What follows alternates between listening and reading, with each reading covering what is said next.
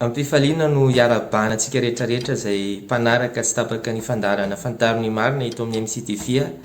ary faly ihany koa miarahaba antsika malagasy rehetrarehetra ao anatin'izao fetin'ny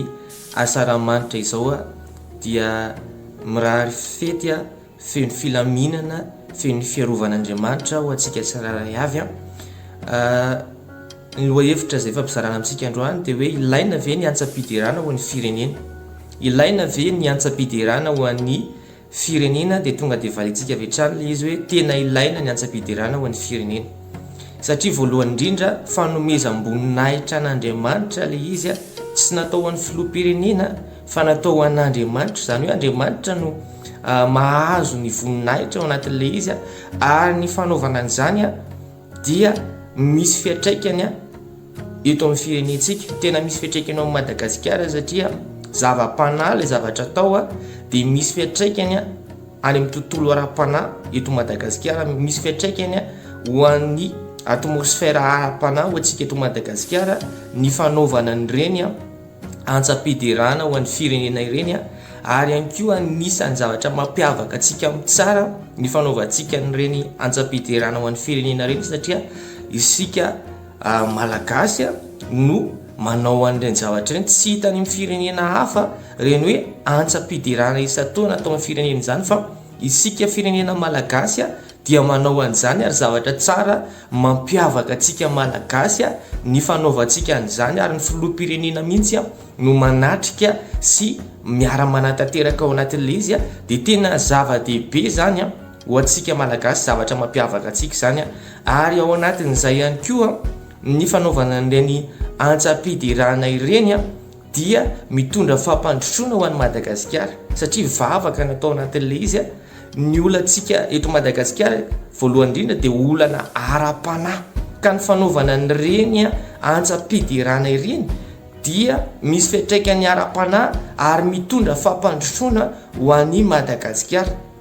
Ny fanaovana an'ireny Antsam-Piderana ireny dia mandrava ny herin'ny sampy rehetrarehetra eto Madagasikara ary manome sehatra an'Andriamanitra ahafahan'Andriamanitra miasa mahery indray eto Madagasikara satria rehefa ny filoham-pirenena izay mpitarika voalohany an'i Madagasikara mihitsy no manatanteraka sy manatrika an'izany dia misy fiantraikany amin'ny malagasy rehetrarehetra so amin'ny Madagasikara ilay zavatra atao ary lasa mahatonga ny fitahian'Andriamanitra ho eto Madagasikara ny fanaovana an'ireny zavatra ireny. Fanontaniana manaraka ihany koa dia hoe ilaina ve ny fakana an'ireny artista vahiny evangelika ireny ho tonga eto Madagasikara. Eny ihany koa ny valile izy tena ilaina koa ny fakana artista vahiny ho tonga eto Madagasikara mazava ho azy fa tsy hoe ny artista vahiny rehetrarehetra akory atria mety hipetraka amin'ny fanontaniana hoe fa tsy mahavita azy ve zany ny artista evangelika malagasy. Tsy izay mihitsy ilay izy fa tsy ny artista vahiny rehetrarehetra fa aka ohatra farantsika ohatra hoe Hoan'Ny izay nalaina farany teo le nanatanteraka ny Antsam-Piderana teo Madagasikara tamin'ny farany teo dia mpanompon'Andriamanitra izy izay efa manana asa fanompoana à l'échelle internationale, izany hoe efa manerana ny maneran-tany mihitsy ny asa fanompoana napetraka Andriamanitra taminazy sy amin'ny hoe mampisehatra anazy amin'ny hira evangelika fotsiny ihany no international zany fa ilay asa fanompoana izay ataony mihitsy ny international midika izay fa tena ngeza be ilay fahasoavana sy ny ositra ny herin'Andriamanitra izay napetraka Andriamanitra tao anatiny ka ny fahatongavany teto Madagasikara tao anatin'ny Antsam-Piderana iny dia nitondra 𝗙𝗵𝗏sphère vaovao ao amin'ny tontolo ara-panahy eto Madagasikara. Tsy hoe nitondra traikefa vaovao ihany ho an'ny artista malagasy evangelika izy fa nitondra 𝗙𝗵𝗏sphère ara-panahy vaovao ho eto Madagasikara ka ny fahatongavany teto tamin'ny farany iny zany dia tena misy fiantraikany amin'ny tontolo ara-panahy ho eto Madagasikara ka noho izany tena zava-dehibe ny fahatongavan'ireny mpanompon'Andriamanitra iny ary mitondra zava-baovao ihany koa amin'ireo artiste évangélika eto Madagasikara lasa mitondra